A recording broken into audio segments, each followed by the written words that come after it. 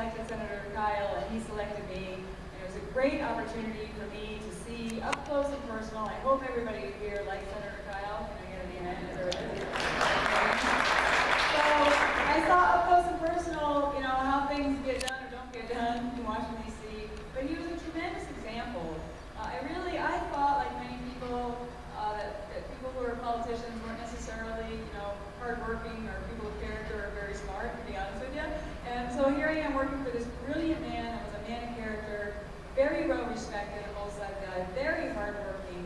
And so I kind of blame him a little bit about, you know, why I decided to step up and do this, because I saw his example as what we call a workhorse instead of a show horse while I was on his staff.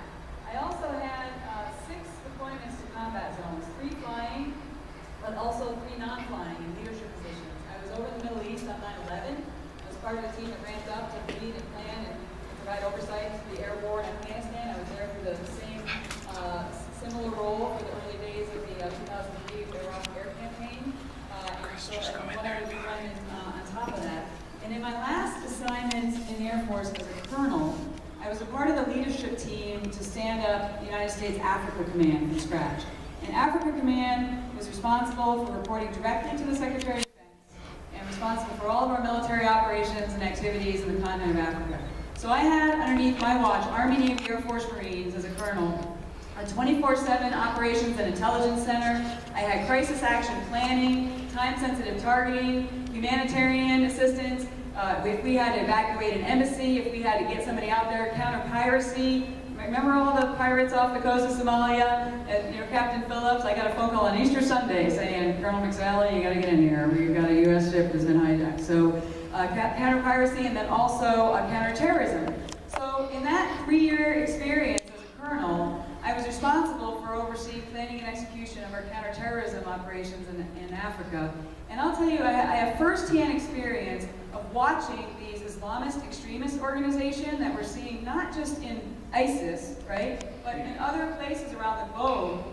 Al-Qaeda affiliates, other extreme organizations like Al-Shabaab in Somalia, they were growing, they were metastasizing, they were gaining in their strength, they were training thousands and thousands of jihadists, and we repeatedly requested up the chain of command to the Obama administration to take military action to address these threats. Repeatedly. And I can only speak at the unclassified level, but I will tell you, on 99% of the occasions, the Obama administration said no.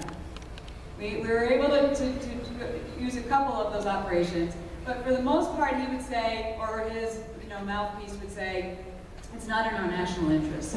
This isn't a threat to us. We no kidding would identify sometimes with the day trip. Leaders that were involved in the 1998 the day trip Democratic Congressional Campaign Committee in Africa, remember that? Okay. And we would put up a plan up the chain of command. Look, we know exactly where this guy is. There's no civilian casualties.